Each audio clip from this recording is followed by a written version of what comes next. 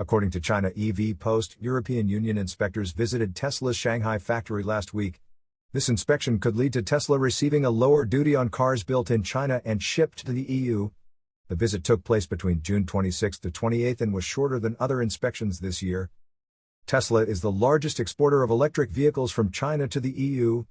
The European Commission did not initially select Tesla for its anti-subsidy investigation in China, but Tesla applied for individual treatment and was granted an inspection.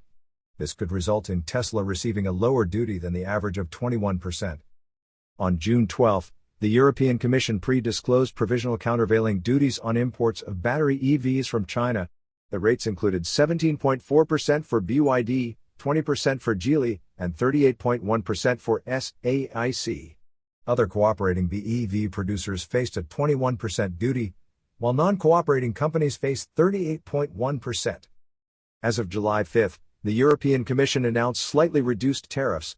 BYD will face 17.4%, Geely 19.9%, and SAIC 37.6%. Other cooperating BEV producers will have a weighted average tariff of 20.8%, and non-cooperating companies will face 37.6%. You are listening to Yuan News.